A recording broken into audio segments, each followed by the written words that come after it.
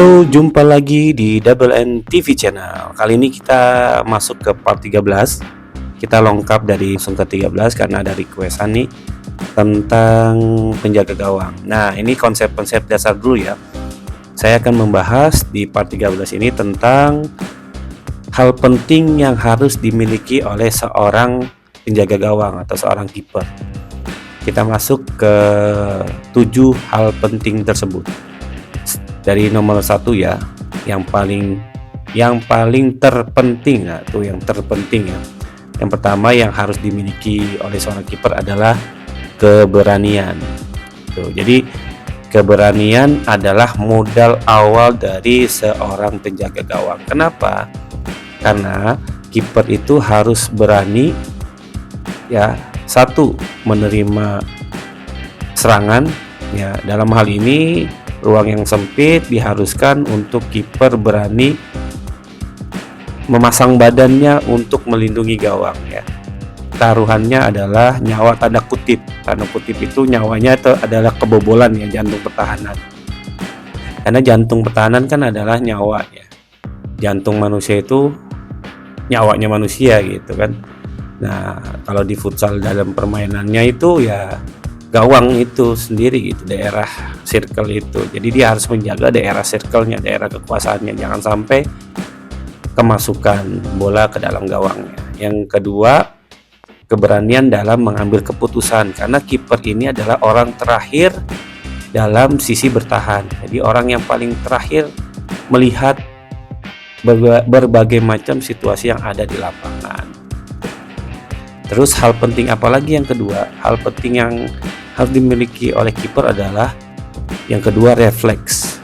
Ya, refleks itu adalah kemampuan kiper untuk melakukan gerakan yang diperlukan saat bertahan maupun menyerang. Jadi kemampuan dalam membaca situasi dan kondisi, kemudian secara cepat dan tepat menghalau bola atau melakukan gerakan-gerakan lain yang berguna untuk menghalau atau semacamnya ya. Jadi lebih ke arah, kalau dari sisi saintifiknya itu, kiper itu rangsangan dari punya sensor sensorik, kemudian diolah oleh otaknya, kemudian di transfer ke saraf-saraf motoriknya di ototnya, kemudian ototnya itu melakukan gerakan secepat kilat. Nah, itu refleks. Nah, gerakan secepat kilat ini bisa dilatih. Kalau dilatih secara kontinu ya. Ya, jadi ini diam kiper, kalau dilatih secara kontinu, ada bola dilempar misalkan. Bola dilempar ya. Dari sini lempar ke sini, tangannya cepat bergerak. Nah, atau cepat menangkap atau cepat menepis. Bola dilempar sini, apa yang harus dilakukan? Nah, ini bisa dilatih. Nah, kalau dilatih terus-menerus hingga gerakan refleksnya tanpa sadar, kemudian bisa secara sadar ya. Jadi perubahan antara tidak sadar tapi bisa bergerak cepat, itu refleks. Sedangkan gerak sadar bisa secepat refleks, namanya otomatisasi. Otomatisasi adalah gerakan yang menyerupai refleks akibat dari latihan secara kontinu. Tuh, itu kemampuan yang harus dimiliki yang kedua, refleks dan otomatisasi. Yang ketiga, menangkap. Nah, ini penting banget nih, kiper harus bisa menangkap, yang jelas, karena kelebihan dari kiper adalah menggunakan tangan. Jadi harus bisa menangkap.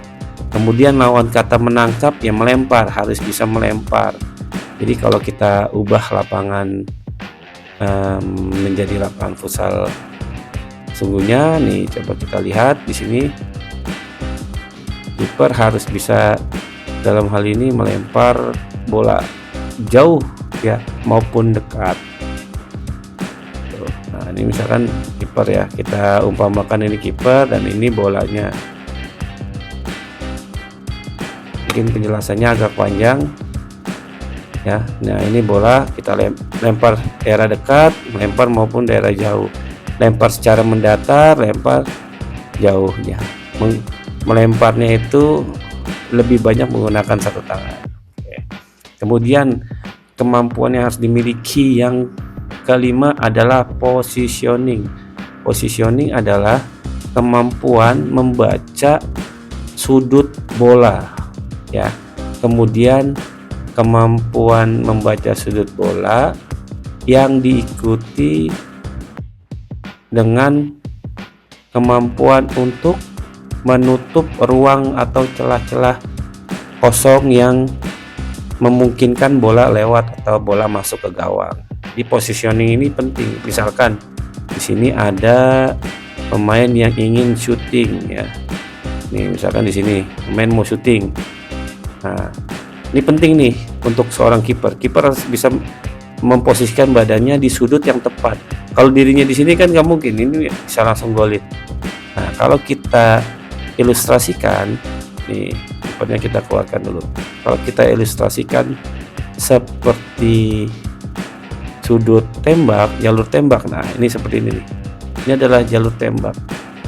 Kalau kipernya ada di sini, tentunya sudut tembaknya ada ruang kosong. Nah, ini yang dimaksud dengan positioning. Nah, jadi kiper harus maju sampai ruang tembaknya itu mengecil. Nah, di sudut yang pas, bukan di sini juga, ya, tapi sudutnya pas sambil menggunakan kedua tangannya. Coba kita pakai kedua tangan yang kira-kira pas nih. Nah, coba pakai ini ya. Nah, ini coba ini ya. Nah, ini sampai betul-betul tangan dan kakinya itu menyentuh garis lintasan dari sudut tembak. Nah, nih. Nah, ini mentok, ini juga mentok. Jadi seperti itu. Kalaupun di chip, kalau di chip itu kan bola lambat ya, dia bisa balik juga cepat. Nah, di sudut yang pas. Jadi kalau jalur tembak berarti dia harus di sudut yang pas seperti ini. Positioning ini mengharuskan kiper untuk menjaga wilayah di tiang dekat dulu, kemudian baru di tiang jauh. Nah, seperti itu kemampuan untuk positioning.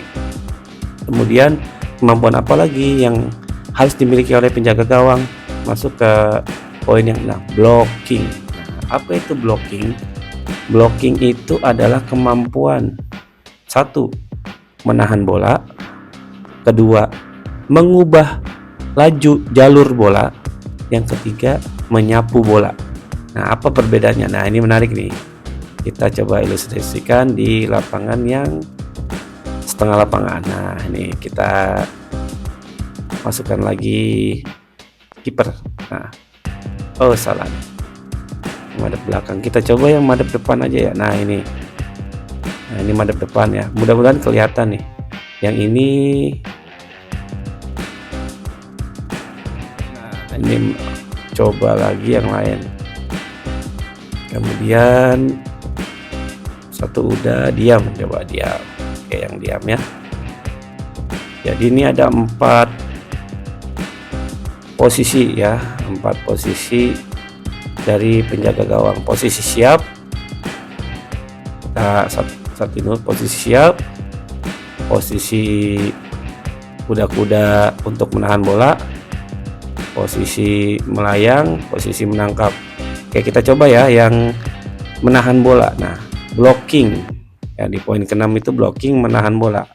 Apa maksudnya menahan di sini? Nah, kita ganti, kita perbesar, nah, biar kelihatan jelas. Coba ada orang yang nembak deh di sini. Betul, nembak yang menghadap ke kiper biar lebih enak. Nah, ini coba ya. Coba, nah kita coba lagi ke ini bolanya. Nah, ini bolanya kegedean, nggak mungkin segini. Nah, oke, bolanya nih, contoh ya. Pada saat kiper berhadapan dengan pemain lawan ya, dalam kasus ini 1 on 1 ya, melakukan shooting ya. Di penjelasan pertama nih, menahan itu artinya betul-betul menahan bola ya, untuk tidak lolos ke gawang kemudian jatuh sehingga bisa diambil ya. Menahan tendangan terus bisa nangkep. Nih, contohnya kayak gini ya, menahan bola sampai bisa ditangkap. Nah, ini namanya menahan ya, fungsi blocking pertama, menahan. Yang kedua, ya, mengubah jalur bola. Contoh sini, ya, di syuting laju bola nih ke sudut yang jauh nih, tapi dengan tangan di tepi, stop, akhirnya berubah. Yang tadinya lurus berubah. Lalu ilustrasikan kayak gini, ya. Ini lurus, harusnya masuk kan sudut, hanya karena kena tangan mentok ke sana keluar, atau mentok ke out, ya, out atau ke sini. Nah, ini namanya blocking, mengubah jalur bola. Nah, ini blocking yang kedua. Blocking yang ketiga apa? Menyapu. Dalam artian pada saat one on one, ya, bolanya datang, digocek, ya, langsung disapu bersih seperti clearance. Nah, ini clearance artinya menyapu bersih. Ada sekelimet di gawang, banyak pemain, ya, di dalam area penalti, kiper tanpa kompromi, ya, baiknya memang langsung sapu bersih, clearance namanya. Jadi itu kemampuan blocking. Yang terakhir adalah kemampuan diving. Diving itu ada 3 juga, ya. Kalau sejauh ini bisa disimpulkan 3. Yang pertama itu diving menyapu. Diving menyapu itu artinya dia sliding searah, sudutnya itu datar seperti lantai, ya. Jadi dia sliding dengan menggunakan tangan sejalur dengan area datar lapangan. Jadi datar lapangan, baik setengah maupun di lantainya. Nih kalau garis ini lantai, nah ini di lantainya, atau, ya, di atas lantai beberapa senti gitu. Nah, ini menyisir namanya, menyisir, ya, kayak slide gitu, kayak sliding divingnya, tapi menggunakan tangan. Oke. Diving apalagi yang kedua? Diving split. Diving split itu kayak, ya, ini, ya, kakinya itu yang sejajar dengan lantai 180 derajat. Jadi kalau 180 derajat ini, kalau saya asumsikan ini, nah ini tegak lurus.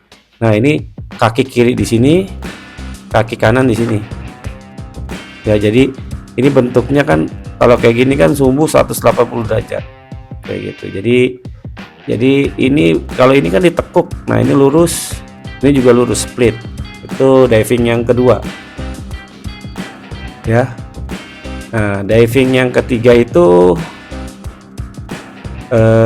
tadi menyapu dengan tangan. Nah, ini diving yang ketiga sama persis kayak diving yang pertama, menyapu dengan tangan, tapi ini dengan kaki, lebih ke arah sliding tackle gitu, sama seperti itu. Jadi kalau kiper itu bukan sliding tackle, namanya sliding block gitu. Jadi divingnya itu menggunakan kaki. Kenapa tidak masuk untuk lompat, jumping kiper? Nah, kalau di futsal itu karena selain lantainya yang keras, permainannya juga cepat, memungkinkan dan mengharuskan seorang penjaga gawang untuk bermain taktis, efisien, ya, efektif dan efisien. Bayangkan kalau dia terbang, terus ada pantul lagi, disuting lagi, waktu terbang berapa detik sebelum mendarat, ini udah disuting lagi. Nah, hindari untuk terbang. Kenapa? Karena gawang di futsal kan kecil, cuma 2 meter. Jadi kalau kita tanpa loncat pun, tangan ke atas pun sebetulnya sudah bisa mencapai mistar gawang. Jadi tidak perlu untuk lompat seperti di sepak bola. Jadi kesimpulannya seperti itu. Jadi ada 7 hal penting yang harus kalian miliki. Yang pertama keberanian, kedua refleks dan otomatisasi, ketiga kemampuan menangkap, keempat kemampuan melempar, kelima positioning, kemampuan membaca sudut dan celah-celah yang memungkinkan untuk gol, kemudian keenam blocking ada yang menahan, mengubah dan menyapu, clearance, kemudian yang ketujuh diving ada yang menyapu, ada yang split, dan ada yang sliding ya, sliding block. Jadi seperti itu untuk kamu para kiper. Kira-kira sudahkah kalian miliki ketujuh hal penting tersebut? Sampai di sini penjelasan untuk pengenalan sederhana hal-hal penting dari kiper. Hal yang lain akan dibahas di part selanjutnya. See you.